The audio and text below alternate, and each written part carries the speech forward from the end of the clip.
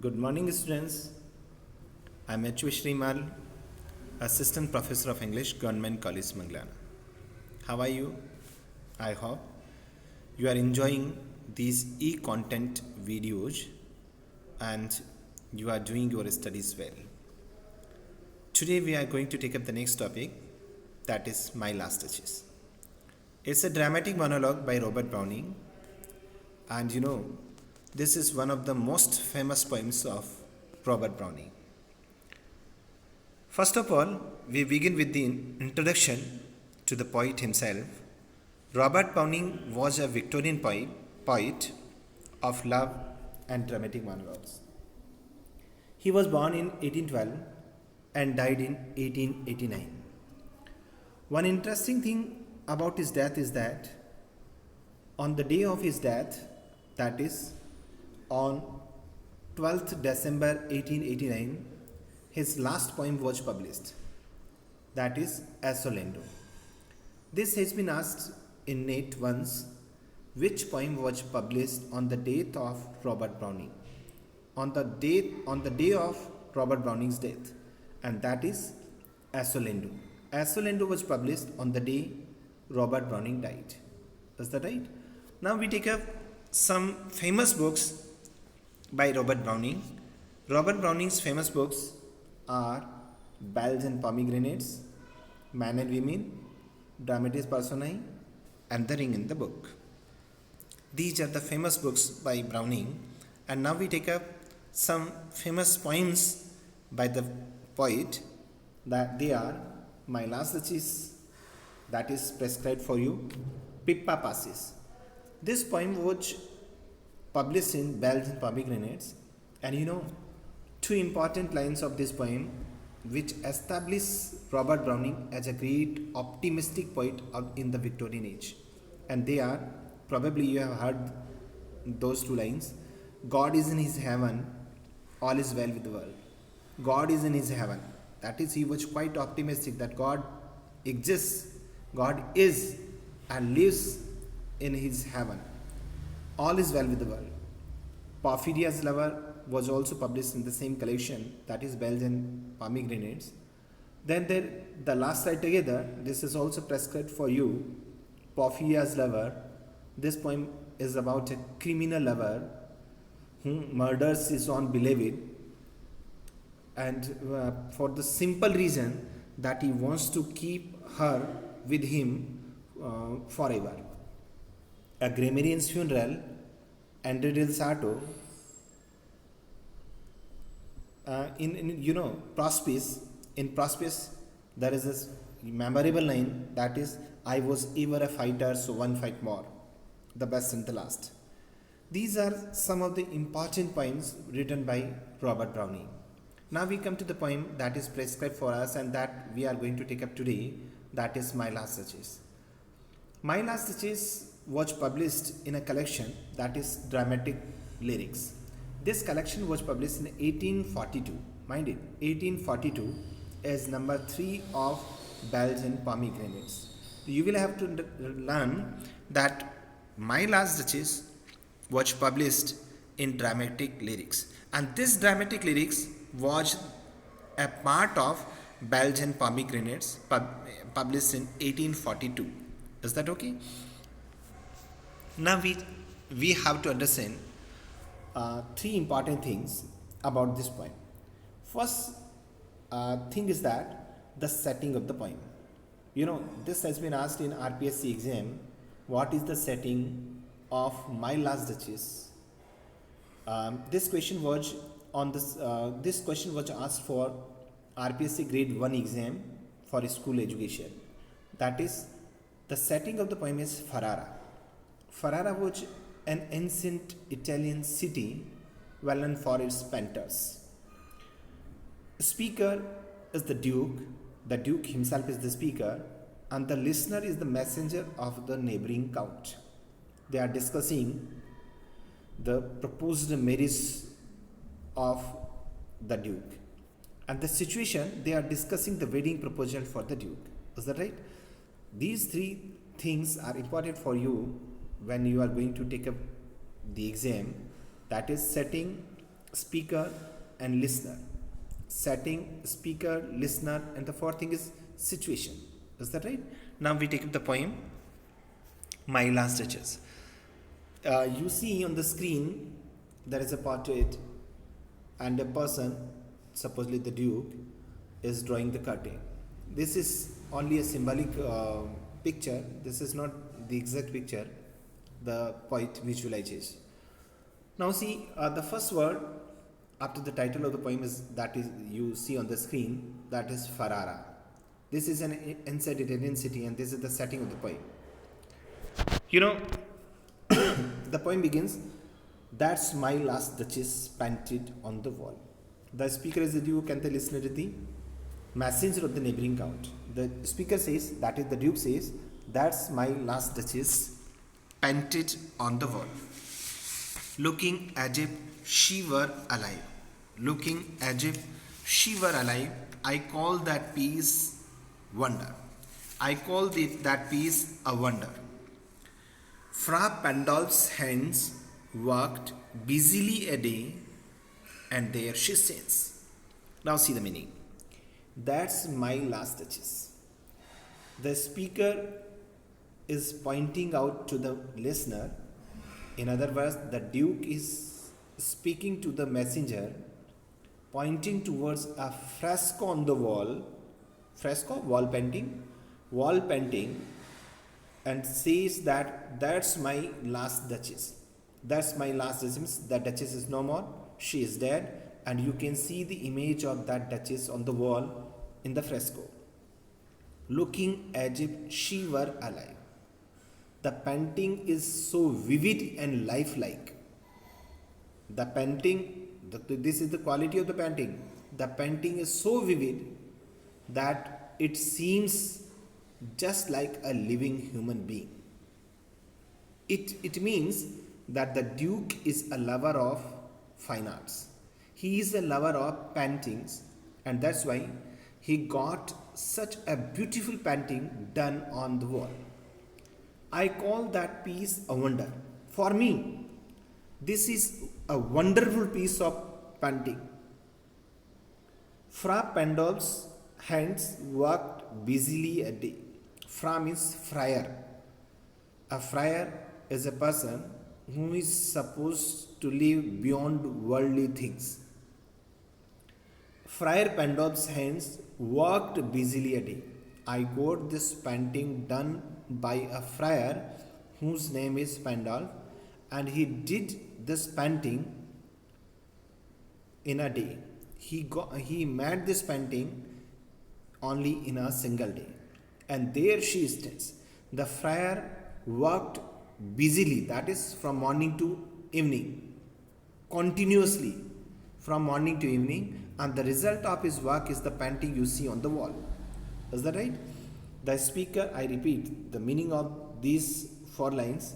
The speaker, that is the Duke, hints towards a painting that is displayed on the wall to the messenger and says that you can see the image of my last Duchess on the wall.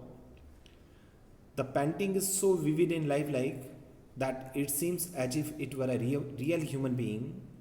Now I feel that this is a wonderful piece of painting, and this painting was done by Friar Pendle, who worked from morning to evening to complete this painting. And the result of his work, or the result of his continuously working from dawn to dusk, is this beautiful painting that you can see on the wall in a fresco. Is that right? Now, will it please you sit and look at her? This gives us the indication that there is a listener, and the poet that is and the speaker is addressing to the listener. Will it please you sit and look at her?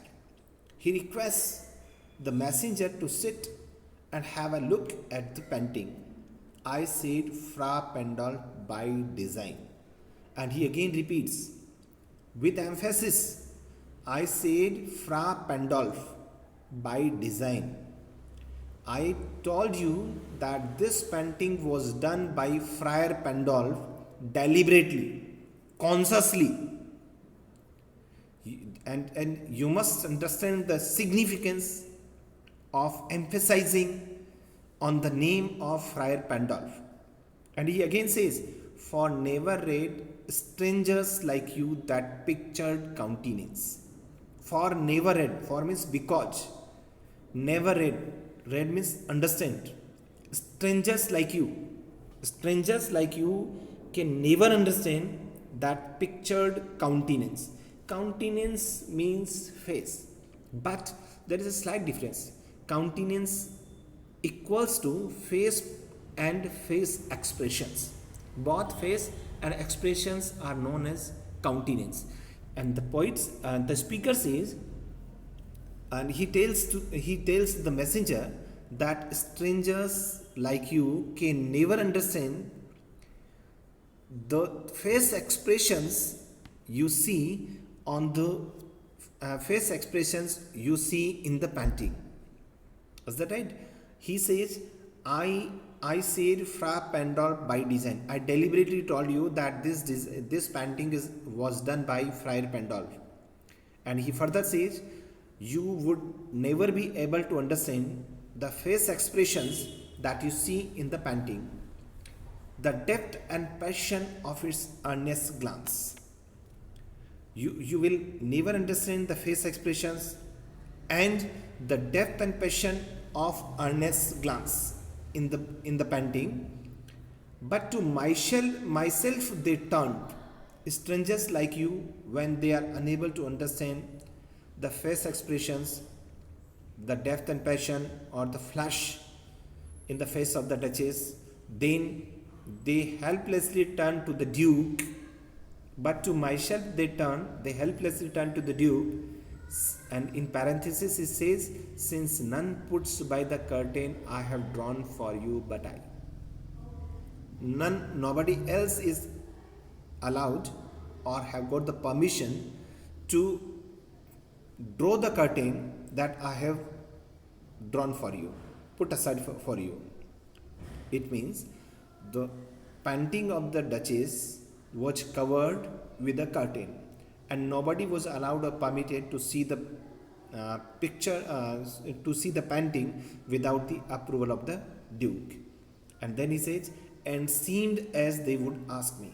When the strangers like the messenger were unable to understand the flash, face expression and passion in the picture, they turned to the Duke, and it seemed as if they wanted to ask him if they thus means dared, D-A-R-E-D, if they dared, if they had the courage, they would ask how such a glance came there.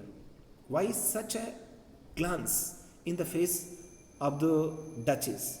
So not the first are you to turn and ask us. And therefore, he tells the messenger that you are not the first person who is so puzzled, who is so baffled, who is so embarrassed to see the flush in the face of the Duchess. And I understand it pretty well that you want to know the reason for such a flush. It's nothing unusual, because everybody who looks at the painting, everybody who looks at the painting has the same feeling, has the same puzzlement, and therefore it's quite normal. Don't be embarrassed, don't be puzzled, don't feel shy. Is the meaning clear? I repeat, the essence of what we have read today once again. The Duke is the speaker, the messenger is the listener, and the Duke is pointing to the fresco, that is the painting of his late wife Duchess, and indicating or hinting at the painting. He says to the messenger, you see the painting on the wall, This is the painting of my late Duchess. The painting is so beautiful, so vivid, so lifelike that it seems as if it were a human being. I call this a wonderful piece of painting now, and this painting was done by Friar Pendle. Friar Pendle, that is Friar Pendle, worked from morning to evening, from dawn to dusk, to complete this painting in a day. And he again says that I tell you that this painting was done by Friar Pendle deliberately. And why does he say so? Why does he emphasize? Because he got a friar to complete this painting. A friar is supposed to live, or a friar is supposed about the worldly things. He allowed the friar to come only once to complete the painting. He did not allow a second day to the friar, lest he develop intimacy with the Duchess. He was so possessive that he did not allow an ordinary painter to complete the painting or to make the painting. He got a friar to make the painting, because a friar is supposed to be above worldly things. And even then, the friar was given only one day, lest he should develop intimacy with the Duchess. Then he says, for never read strangers like you that pictured countenance, the depth and passion of its earnest glance. He says that strangers like the messenger were never able to understand why there is such depth and passion in the face of the Duchess.